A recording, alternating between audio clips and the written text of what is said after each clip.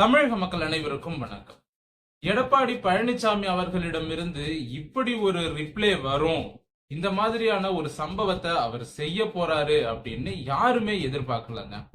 உண்மையிலே ஒரு லீடர்ஷிப் குவாலிட்டினா இப்படித்தான் இருக்கணும், ஒரு லீடர்னா இப்படித்தான் இருக்கணும் அப்படிங்கிறத எடப்பாடி பழனிசாமி அவர்கள் காட்டிவிட்டார்.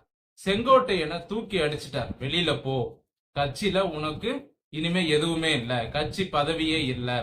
செங்கோட்டையன் அவர்களுக்கு கொடுக்கப்பட்ட அந்த பதவிகள் பறிக்கப்பட்டு விட்டது. இன்னமும் அடிப்படை உறுப்பினர் பதவி மட்டும்தான் பறிக்கப்படல.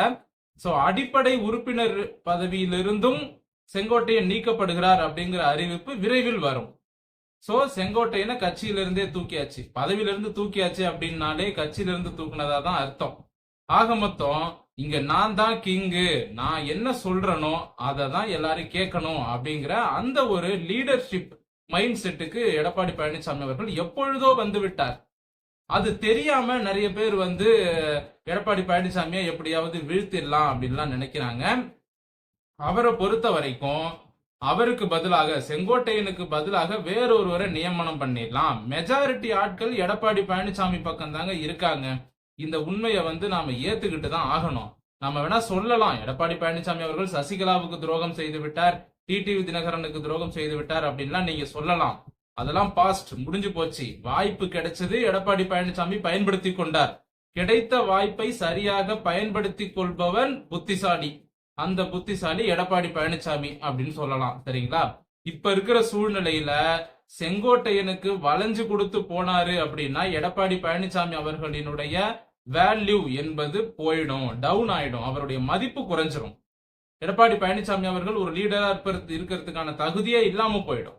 நான் அதை யோசிச்சுட்டு இருந்தேன். எங்க எடப்பாடி பழனிசாமி அவர்கள் செங்கோட்டையன் பேச்சுக்கு அதை ஆமோதித்து இவர் செங்கோட்டையன் சொன்னபடி நான் வேணா பேச்சுவார்த்தை நடத்தி பாக்குறேன் அப்படின்னு ஏதாவது ஒரு லூஸ் டாக்கிங் விட்டிருந்தாரு அப்படின்னா, யார் எடப்பாடி பழனிசாமி அவர்கள் லூஸ் டாக்கிங் விட்டிருந்தாரு அப்படின்னா அடுத்த நிமிஷமே எடப்பாடி பழனிசாமி அவர்களினுடைய தலைமை பண்பு கீழ் நோக்கி சரிந்திருக்கும்.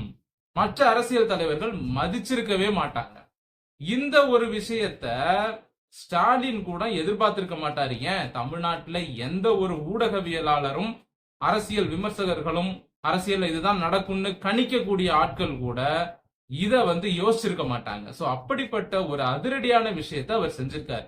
அவர் செஞ்சது சரியா தவறா அப்படின்னு கேட்டா, ஒரு லீடரா அவர் செஞ்சது சரி அப்படின்னு தான் நான் சொல்லுவேன். ஏன்னா அந்த இடத்துல செங்கோட்டையனுக்கு அவர் வளைஞ்சு கொடுத்திருந்தாருன்னா மத்த லீடர்கள் மத்தியில எடப்பாடி பழனிசாமி அவர்களுக்கு ஒரு மரியாதையே இருந்திருக்காது, அவரோட மரியாதை சுத்தமா போயிடும். சோ இப்ப எடப்பாடி பழனிசாமி அவர்கள் செங்கோட்டையனை வெளியில அனுப்பிட்டார். இனிமே உனக்கு கட்சியில வேலை இல்லப்பா, கிளம்பு வெளியே அப்படின்னு சொல்லிட்டார். இதற்கு பிறகு என்ன நடக்கும் அதிமுக அப்படின்னு பாத்தீங்கன்னா, இப்போ செங்கோட்டையனுக்கு மாற்றாக வேறொருவர் பழைய நிர்வாகி ஒருத்தரை நியமனம் பண்ணிட்டாரு ஈரோட்ல. அது மட்டும் இல்லாம எடப்பாடி பழனிசாமி அவர்கள்ட்ட போய் நாங்க ஒரு 6 பேர் பேச்சுவார்த்தை நடத்தணும் அப்படின்னு செங்கோட்டையன் சொல்லியிருந்தாரு. அந்த 6 பேரு யாருன்னு சொல்லி பேர்லாம் சொல்லியிருந்தாரு.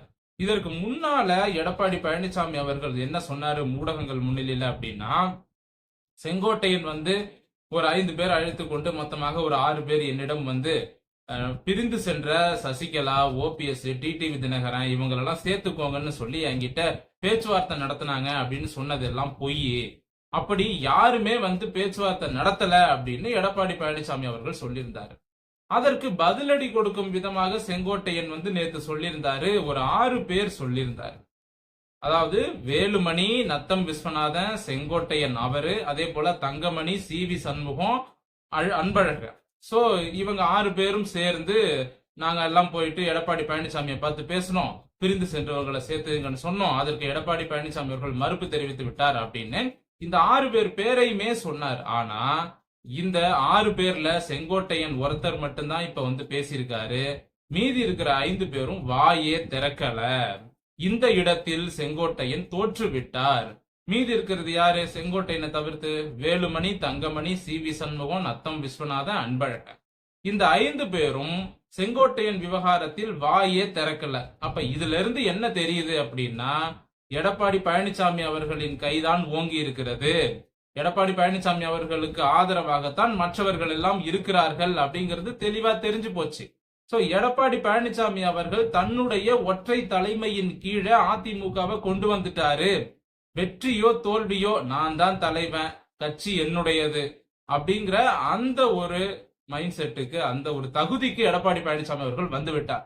இனிமே அதிமுகவுல யாரு எடப்பாடி பழனிசாமி அவர்களை எதிர்த்து பேசினாலும் கட்சியை விட்டு வெளியில தான் போவாங்களே தவிர எடப்பாடி பழனிசாமி அவர்கள் ஒருபோதும் வளைந்து கொடுத்து போக மாட்டார்.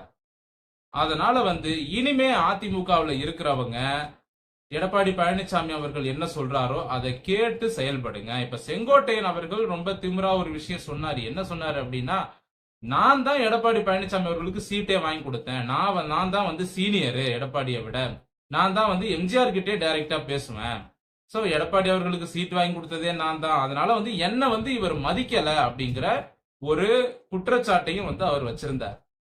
என்ன அப்படின்னா, இவங்க ரெண்டு பேருக்குள்ள ஒரு பர்சனல் இஷ்யூ போயிருந்தது. யாருக்கு? இபிஎஸ் அவர்களுக்கும் செங்கோட்டையன் அவர்களுக்கும் ஒரு பர்சனல் இஷ்யூ. என்னன்னா, செங்கோட்டையன் அவர்கள் ஈரோடு, இவரு சேலம், எல்லாருமே கொங்கு மண்டலம், ரெண்டு பேரும் ஒரே சமுதாயம், கவுண்டரு. இப்போ எம்ஜிஆர் அவர்களிடம் நேரடியாக பேசக்கூடிய இடத்தில் செங்கோட்டையன் இருக்கிறார். அப்படி இருந்தும் எடப்பாடி பழனிசாமி அவர்கள் நாம கை காட்டி விட்ட ஒரு ஆளு திடீர்னு எடப்பாடி பழனிசாமி அவர்கள் சிஎம் ஆயிட்டாரு, சரி எடப்பாடி பழனிசாமி நம்ம பேச்ச கேட்பாரு அப்படின்னு செங்கோட்டையன் எதிர்பார்த்திருக்கிறாரு. ஆனா ஒரு சில கட்சி சார்ந்த விஷயங்கள், அப்புறம் இந்த டெண்டரு, அப்புறம் நிதி ஒதுக்கீடு, இந்த மாதிரி துறை ஒதுக்கீடு, இந்த மாதிரியான உட்கட்சி விவகாரங்கள்ல செங்கோட்டையன் கிட்ட எடப்பாடி பழனிசாமி அவர்கள் எதையுமே கலந்து பேசுவதில்லை. இவர் சுயேட்சையா தன்னிச்சையா முடிவெடுக்கிறாரு எடப்பாடி பழனிசாமி அப்படிங்கிற ஒரு விஷயம் நம்ம செங்கோட்டையனுக்கு உறுத்தலாவே இருந்துச்சு. என்னப்பா, நம்ம ஒரு சீனியர் இருக்கோம், நம்ம தான் மேல தூக்கி விட்டோம், நம்ம தான் சீட் வாங்கி கொடுத்தோம், நம்ம தான் வளர்த்து விட்டோம், ஆனா இவர் எந்த ஒரு ஐடியாவையுமே நம்ம கிட்ட கேட்க மாட்டேங்கிறாரே, நம்ம ஒரு சீனியர் இருக்கோம் அப்படிங்கறதையே இவர் மதிக்கலையே அப்படின்னு செங்கோட்டையனுக்கு இபிஎஸ் மேல ஒரு கோபம் இருந்துகிட்டே இருந்தது. சோ ஆட்சியில இருக்கும்போது எதுவும் பேச வேணாம் அப்படின்னு செங்கோட்டையன் அமைதியா இருந்துட்டாரு. அதற்கு பிறகு ஆட்சி முடிஞ்சு எலெக்ஷன்ல எப்படியா ஜெயிச்சிடலாம் 2021 அப்படின்னு பார்த்தாங்க. ஆனா அதிமுக தோத்துருச்சு. அதற்கு பிறகு அதுல இருந்து எப்படியாவது ஒரு வாய்ப்பு கிடைக்காதா எடப்பாடி பழனிசாமி அவர்களை எதிர்ப்பதற்கு அப்படின்னு சமயம் பார்த்து காத்திருந்தாரு. இப்ப அந்த சமயம் வந்தது. ஆனால் இங்கே மீண்டும் கிங் மேக்கர் நான் தான் அப்படின்னு எடப்பாடி பழனிசாமி அவர்கள் நிரூபித்து விட்டார். சோ ஏற்கனவே இவங்களுக்குள்ள ஒரு ஈகோ கிளாஷ் இருந்திருக்கு, சரிங்களா? அந்த ஈகோ கிளாஷ் அத இபிஎஸ் அவர்கள் கொஞ்சம் இவர்கிட்ட பொறுமையா எடுத்து பேசி ரெண்டு பேரும் சமாதானம் ஆயிருக்கலாம். சோ இப்போ செங்கோட்டையன் அவர்கள் பிரிந்து விட்டார், தனியா போயிட்டார் அப்படிங்கிறது தெரிஞ்சு போச்சு. இப்ப செங்கோட்டையன் அவர்கள் பிரிந்ததால அதிமுகவோட ஓட்டு பிரியுமா அப்படின்னு கேட்டா, செங்கோட்டையன் அவர்களினுடைய ஆதரவாளர்களின் வாக்குகள் பிரியும். ஏன்னா ரெண்டு பேரும் ஒரே சமூகம்ன்றதால இங்க செங்கோட்டையனால எந்த தாக்கத்தையும் ஏற்படுத்த முடியாது. இப்ப இதுவே செங்கோட்டையன் வேற ஒரு சமூகத்தை சேர்ந்தவராக இருந்திருந்தால் அந்த இடத்தில் அந்த தொகுதியில அந்த சமூகத்தினுடைய வாக்குகள் என்பது அதிமுகவுக்கு வராது அப்படின்னு யோசிக்கலாம். இப்ப உதாரணத்துக்கு செங்கோட்டையன் இப்ப ஒரு கவுண்டர் சமுதாயம், இதுவே செங்கோட்டையன் ஒரு முதலியாரோ அல்லது ஒரு செட்டியாரோ பிள்ளைமாரோ இந்த மாதிரி வேறு சமூகமாக இருந்திருந்தால் எடப்பாடி பழனிசாமி அவர்கள் கொஞ்சம் யோசிப்பாரு. நம்ம என்னடா திடீர்னு தூக்கிட்டோம், அவருடைய சமூகத்தை சேர்ந்தவங்க நமக்கு ஓட்டு போடுவாங்களா போட மாட்டாங்களா அப்படின்லாம் எடப்பாடி பழனிசாமி யோசிப்பாரு. ஆனா இவங்க ரெண்டு பேரும் ஒரே சமூகன்றதால எடப்பாடி பழனிசாமி அவர்கள் துணிச்சலா அந்த நடவடிக்கை எடுத்திருக்காரு. நீ இல்லையா, உனக்கு பதிலா நான் வேற ஆளு, நம்ம சமூகத்திலே வேற ஆளு நான் போட்டுக்கிறேன், நீ இல்லைன்னா கிளம்பு, நானும் உன் ஆளு தானே. அதனால அந்த கவுண்டர் சமூக மக்களோட வாக்குகள் என்பது பிரியாது அப்படிங்கிறது எடப்பாடி பழனிசாமி அவர்களோட ஒரு நம்பிக்கை. செங்கோட்டையன் போனா போயிட்டு பாரு, நான் இருக்கனே கவுண்டர் அப்படிங்கிற அந்த ஒரு மைண்ட் செட் அவருக்கு இருக்கு, சரிங்களா? அதனால செங்கோட்டையனால பெரிய தாக்கத்தை ஏற்படுத்த முடியல. செங்கோட்டையன் பட்டாசு மாதிரி வெடிச்சாரு, கடைசியில புஸ்வான மாதிரி போயிட்டாரு. இதுதான் தற்போது அதிமுகவின் நிலைமை. இத சசிகலா, டிடிவி தினகரன், ஓபிஎஸ் இவங்கெல்லாம் புரிஞ்சுக்கணும். எப்படியாவது அதிமுகவை ஒருங்கிணைச்சிட்டோம் அப்படின்னா அதற்கு பிறகு எல்லாரும் ஒண்ணு சேர்ந்து எடப்பாடியை வெளியே தூக்கி போட்டுடலாம் அப்படின்னு இவங்க கணக்கு போட்டாங்க. யாரு? சசிகலா, டிடிவி தினகரன், ஓபிஎஸ் எல்லாம். ஆனா எடப்பாடி பழனிசாமி அவர்கள் அதற்கு இடம் கொடுக்கல. ஒருவேளை செங்கோட்டையன் பேச்சை கேட்டு வாங்க எல்லாரும் ஒண்ணு சேரலாம் அப்படின்னு எடப்பாடி பழனிசாமி அவர்கள் சொல்லியிருந்தாருன்னா இப்ப சசிகலா, ஓபிஎஸ், டிடிவி இவங்க எல்லாம் உள்ள என்ன பண்ணிருப்பாங்க அப்படின்னா எடப்பாடி பழனிசாமி அவர்களை தூக்கி வெளியே போடுறதுக்கு என்னென்ன வேலையோ அதை செஞ்சிருப்பாங்க. சோ அங்க கட்சியே கொலாப்ஸ் ஆயிருக்கும் டோட்டலா. சோ அதையெல்லாம் எடப்பாடி பழனிசாமி அவர்கள் விரும்பவில்லை.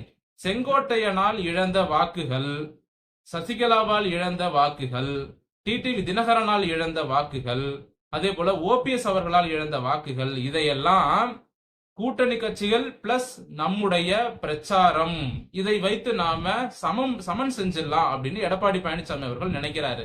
இப்ப இத்தனை பேர் வெளியே போயிருக்காங்க, இவங்களால வரக்கூடிய வாக்கு சதவீதத்தை நாம மக்கள் கிட்ட சரியான முறையில பிரச்சாரம் பண்ணி மக்களை சரியான முறையில சந்திச்சோம் அப்படின்னா, மக்களுடைய ஆதரவு இருந்தது அப்படின்னா, கட்சியை பலப்படுத்தணும் அப்படின்னா, நிச்சயமா அந்த வாக்கு சதவீதங்கள் வேறு ஒரு வழியில நமக்கு வந்துரும். நம்முடைய தொண்டர்களின் வாக்குகள் முழுமையா நமக்கு வந்தா போதும் அப்படிங்கிற அந்த ஒரு இதை நோக்கி எடப்பாடி பழனிசாமி அவர்கள் போறாரு. அதனால இந்த பிரிந்து போன தலைவர்களினுடைய அவர்களால் வரக்கூடிய அந்த வாக்குகள், அந்த சதவீதத்தை இப்படி ஈடு செஞ்சிடலாம். அப்படி இல்லைன்னா கூட்டணி கட்சிகளும் வராங்க. சோ புதிய புதிய கூட்டணி கட்சிகள் வரும் பொழுது நமக்கு வாக்கு சதவீதம் அங்க இருந்தும் வரும். சோ இந்த வாக்கு சதவீதத்தால நமக்கு பெரிய தாக்கம் எதுவும் இல்லை, நமக்கு இழப்பு எதுவும் இல்லை அப்படிங்கறத எடப்பாடி பழனிசாமி அவர்கள் உறுதியா நம்புறாரு. இந்த விதத்துல என்ன பொறுத்த வரைக்கும் நான் என்ன சொல்றேன் அப்படின்னா, வெற்றியோ தோல்வியோ எடப்பாடி பழனிசாமி அவர்கள் தான் ஒரு தலைவர் என்பதை நிரூபித்து விட்டார். இப்ப வர எலெக்ஷன்ல அவர் ஜெயிப்பாரா தோப்பாரா அப்படிங்கிறது செகண்டரி. ஆனா தான் ஒரு தலைவர் அப்படிங்கறத அவர் மறுபடியும் நிரூபிச்சுட்டாரு.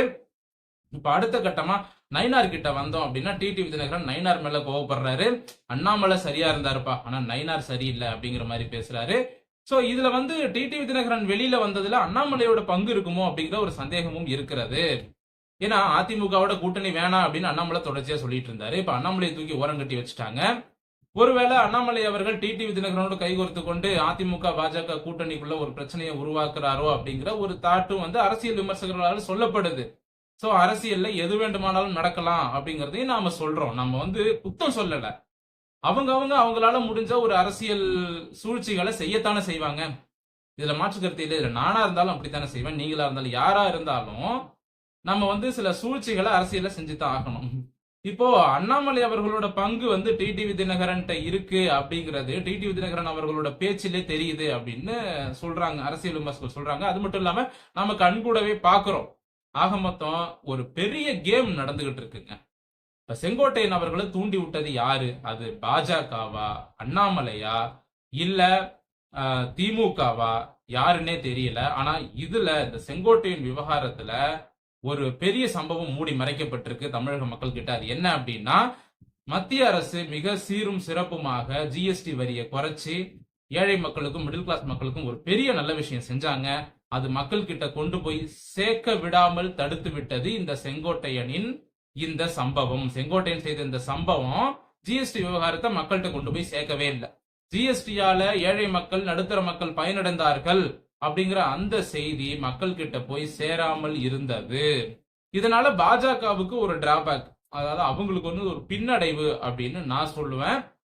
சோ இந்த மாதிரி தாங்க பாஜக சம்பந்தமாகவோ மத்திய அரசு சம்பந்தமாகவோ நல்ல விஷயங்கள் நடக்குது, மக்கள் கிட்ட ஒரு நல்ல விஷயம் போய் சேருது அப்படின்னா அது போய் சேர விடாம திமுக ஒரு பக்கம் சூழ்ச்சி பண்றாங்க, இன்னொரு பக்கம் தாமாகவே சில சம்பவங்கள்லாம் நடக்குது அதை மறக்கடிக்கும் விதமா. இப்போ திமுக செங்கோட்டையனை தூண்டி விட்டு இருந்தாங்க அப்படின்னா நிச்சயமா ஜிஎஸ்டி விவகாரத்துல இருந்து மக்களை திசை திருப்பத்துக்கு தான் தூண்டி விடுறாங்க அப்படின்னு நாம நம்பலாம். ஆனா இதுல பிஜேபியோட பேரும் அடிபடுது, அண்ணாமலையோட பேரும் அடிபடுது. எது எப்படியோ ஜிஎஸ்டி வரி குறைப்பு அதனால் ஏற்பட்ட நன்மைகளை மக்கள்கிட்ட இருந்து மறைச்சிட்டாங்க. அதே நேரத்துல செங்கோட்டையன் விவகாரத்திலும் முடிவு என்பது இன்றைக்கே தெரிஞ்சு போச்சு. இவர் 10 நாளைக்கு அவகாசம் கொடுத்தாரு. ஆனா 10 நாள் என்ன 24 மணி நேரத்திலேயே நான் முடிவை சொல்றேன் அப்படின்னு எடப்பாடி பழனிசாமி அவர்கள் முடிவை சொல்லிவிட்டார். விரைவில் அடிப்படை உறுப்பினர் பதவியிலிருந்தும் செங்கோட்டையன் நீக்கப்படுகிறார். சோ வாழ்த்துக்கள் எடப்பாடி பழனிசாமி அவர்களே. அவருடைய தீர்க்கமான இந்த முடிவு, அவருடைய நம்பிக்கை இது 2026 கை கொடுக்குமா அப்படிங்கறத நம்ம பொறுத்திருந்து பார்க்கலாம். நன்றி, வணக்கம்.